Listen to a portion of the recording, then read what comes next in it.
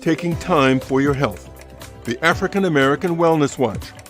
Trusted information for us, by us. Dr. Mike Lenore and other experts from around the country and around the world have the latest on how you and your family can get healthy and stay well. It's time for the African American Wellness Watch. Welcome to the African American Wellness Watch. I'm your moderator, George Strait. During the next few minutes, we're going to get real about prostate cancer. We all know that blacks get it and die from it more frequently than whites. But what do we do about it? Who do we go to for the best information? And what about the choices that we make and the choices that are given to us? Because they not only affect whether we will live, but also how well we live. Well, we have the perfect experts with the answers. First, the host of the Wellness Watch, Dr. Mike Lenore, who's also a prostate cancer patient, and Mr. G. Bernard Brown, a former prostate cancer patient whose choices have left him very dissatisfied with the advice that he was given, and Dr. Daoud Langford, who treats prostate cancer absolutely every day. Welcome to you all. First, Dr. Lenore and G. Bernard, what went through your minds when you first got that diagnosis that you had prostate cancer? Dr. Lenore, you first. Well, of course, as a doctor, we always think the worst. And so I was surprised. It was not anything I anticipated. I'd gone from a routine physical, and as part of that, the doctor asked me if I wanted to go through the digital rectal, and he's standing there with the glove, so I couldn't back out on the situation.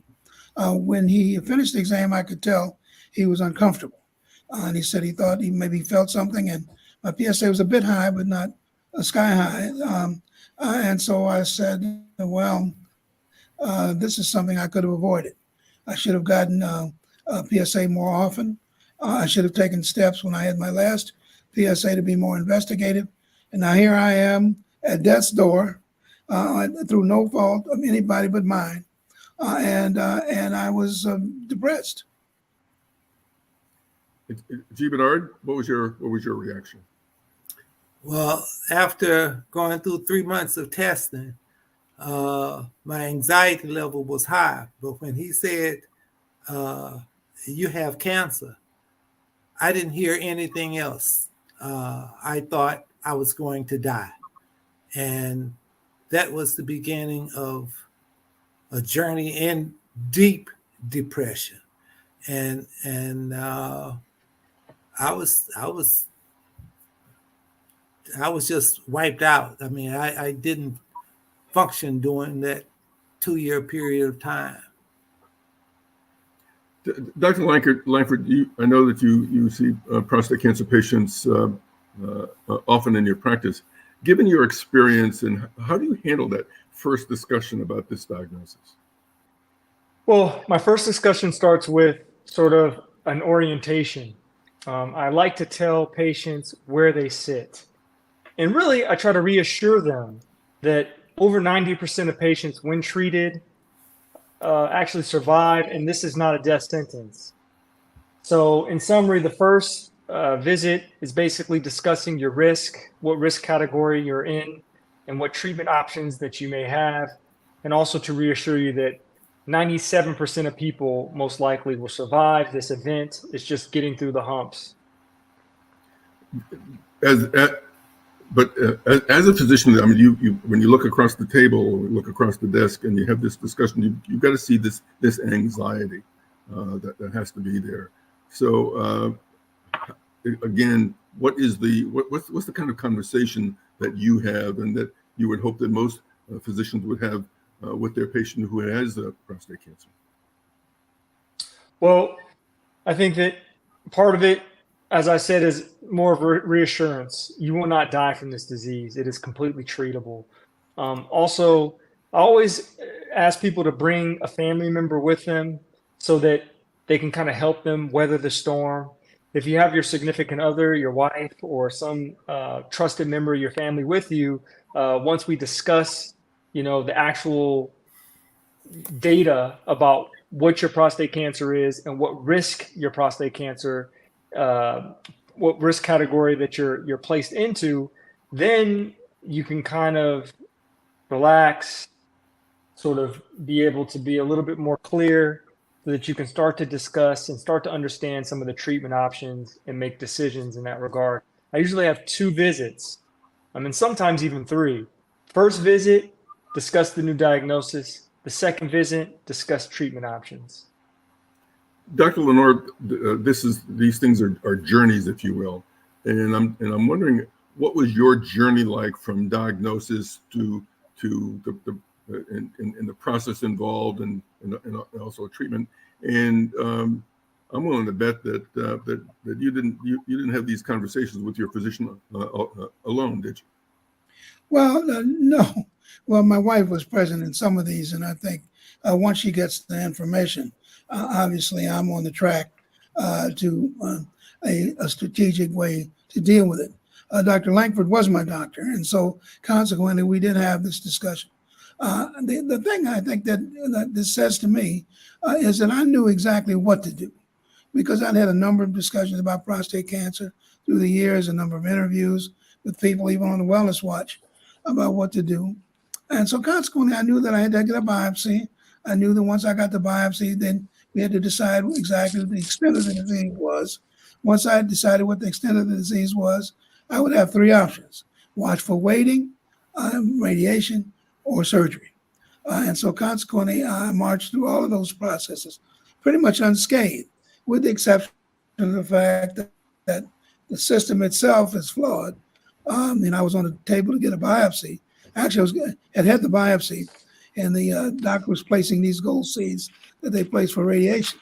And as I was laying there, gowned up, the woman from upstairs came down and said that we couldn't do it because she hadn't checked all the insurance issues. So I had to get up, remake the appointment. And so I did a couple things. I remade my appointment, and I wrote the chief of urology at UCSF. And I told him exactly what had happened and what had pointed out to me, and I pointed out to him. I had been the chairman of the clinical faculty at UCSF. And if that's the way they treated me, how did they treat everybody else? And of course, the next time I went over there, I was treated like a king. And G. Bernard, what was your experience like from diagnosis through treatment? I know that we've had these discussions before, and to be kind, I guess that there was a lot to be desired, right? It was a lot to be desired. I immediately, a friend of mine told me about this handbook called from the Prostate Cancer Foundation, and it gave you it explained everything about prostate cancer, your Gleason score, and all of the treatments that were available. And one of the things that it said was, don't get testosterone. And after my initial diagnosis, we were taking the watchful method. And after 6 months, he said my testosterone was low. And he suggested that I get some testosterone pellets. And I said, well, the book says that you should avoid testosterone. He says, there's no clinical evidence for that. It'll be all right. So I took it. 6 months later, my PSA had jumped up from 4.2 to 4.4. And he tells me, you got cancer. We need to make a decision as to what treatments you want. And you got to do it within the next 30 days. And so I talked to my friend who was a urologist, and we said that the only way to make sure was to have surgery. I talked to another fraternity brother that was a urologist, and even though he frowned when I told him that I had taken testosterone, he too concluded that, hey, you probably, to be on the safe side, you probably need to go on and get it removed. Well, then I scheduled the removal, and I get the lab results back. My PSA never got over 4.4. At 70 2 years old at the time, that would have been normal. But I didn't know that at that time. And when the lab results from the prostate cancer came back, it said that I had prostate cancer in only 5% of the prostate gland. But that was after the surgery. That was after everything. And it left me, again, very depressed as to what I could and could not do. And it had a major impact on my life. And as I have said before, I would never recommend surgery to anybody with prostate cancer unless it was life-threatening. That's the only reason that I would have surgery. But I think my doctor sold me a bill of goods, and I have been a victim after all of those sessions with him. And but I did not get him to do the surgery.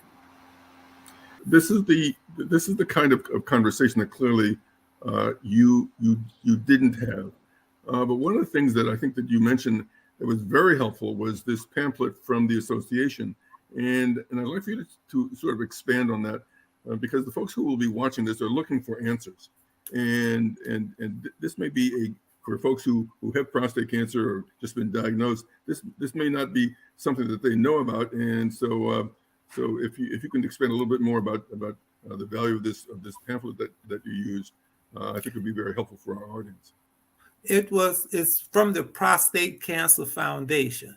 They revise it every year. They're doing annual research, but it had all of the symptoms, the things that you look for.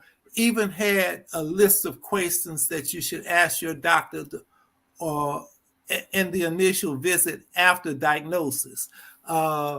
It was very, very comprehensive. Explained everything down to the nth degree. Interesting is that you're an educated man from with direct access to a number of physicians who are currently practicing, and Dr. Lenore is a practicing physician, but still both of you were at somewhat of a disadvantage right after the diagnosis because as smart as you are, this is still a difficult diagnosis because everybody hears the word cancer. Almost no matter how much. What I'm wondering, Dr. Lenore, is what is the story then for folks who will be watching this program who aren't as connected as you and G. Bernard? I always talk to people about advocates whenever you have a medical problem. And an advocate can't be your brother or sister. They don't know no more than you know. I mean, your best friend or your friend's best friend, you need to check out the people that you're dealing with from your primary care doctor all the way through any specialist. And if you have any questions, you can ask for a second opinion. I think the way Dr. Langford handled it, I mean, he did, even though I had an idea of what I wanted to do, he went through all the explanations and explained not only the advantages of the vision therapy, but the disadvantages.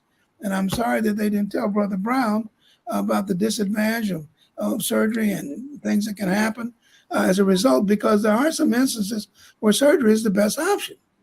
But I think it has to be a situation where it's been thoroughly discussed and you understand not only the advantages and why you are recommending a particular procedure for a particular patient, but you have to understand the downsides.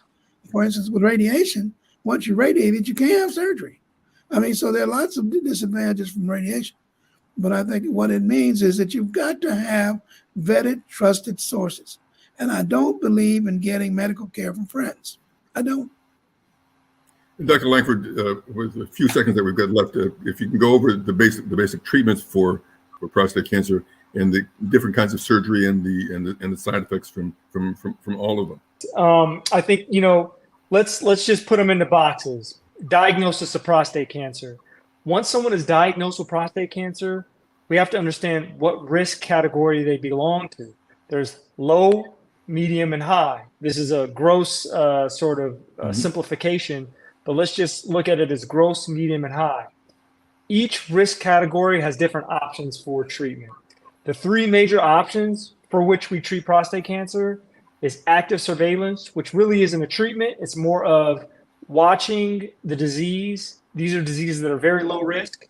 And then we selectively treat when those diseases change, when they become more aggressive, when they progress. We have surgery. And there's a few different kinds of surgery, but if you just group them into one category, surgical intervention, that is removal of the entire prostate, or treatment in sort of killing or ablating parts of the prostate surgically. And that is, and the last but not least, there's radiation. And so there's different forms of radiation. There's forms of radiation where you put seeds or pellets into the prostate. And then there's forms of radiation where you actually direct radiation toward the prostate from outside of the body. The risks, benefits, and alternatives. So when we look at those, the benefit of treating prostate cancer should be treating prostate cancer is clinically significant. Prostate cancer that can either hurt you, hurt your quality of life, affect your quality of life. The two quality of life factors are sexual function and urinary function, your ability to control your urine and your ability to have erections. Okay, or prostate cancer can have you die, kill. It can cause death. So those are the times when we treat prostate cancer, when they can affect your quality of life or they can affect your actual life. Okay, those are the benefits. The risks of these treatments are also effects of your quality of life, i.e., the urinary function and the sexual function. So those are risks in each category. Every category of treatment has a risk associated with it. And so we could get into the details, but that has a lot to do with each particular procedure and treatment. But if we can just look at it from a global perspective, if we look at the treatment of prostate cancer, we look at there's active surveillance where you selectively treat when the cancer progresses and becomes clinically significant. There's surgery of the prostate, and then there's radiation to the prostate. Okay. And grossly, if you just look at the bigger picture, the risks associated are risks to your life and also risks to your quality of life. And the quality of life factors we're looking at is sexual function and urinary function. Gentlemen, this has been let me just say this. Sure, G. At all times while I had cancer, I was at the lowest level, lowest everything, and my surgeon told me that it could possibly interrupt my sexual life for 2 years, and but he still said that he would do it, and he did. Robotically, he did a good job, but by all means, I would say that you want to avoid that surgery unless it's life-threatening. That's my take on it, and I have had a long time since 2019 to think about it. And have been subject to a hard time with my sexual life. And Dr. Langford, you wanted to get in there? No, I just wanted to say that it really hurts me to see that you had a bad go, and I really, please reach out to me offline so we can work some of these issues out together. I think that, the surgery is not just the only part of the journey that your surgeon is involved with or your urologist is involved with. Your urologist should be involved with the entire journey. So that means helping build you back up. These kind of things happen to everybody, no matter what treatment option that you decide on. These issues happen to everyone, but we have solutions, and we can help you and try to make you whole again. So, Solutions is really what we're all about here at the African American Wellness Project. And I want to thank everybody for a very meaningful discussion, a hard discussion, a candid discussion. And it's one that could go on for a while, but I think we've run out of time. So I'd like to thank G. Bernard, Dr. Langford, and Dr. Lenore, and thank all of you who have watched. As I said, our goal is not just to raise problems, but to give you some strategies to help solve them.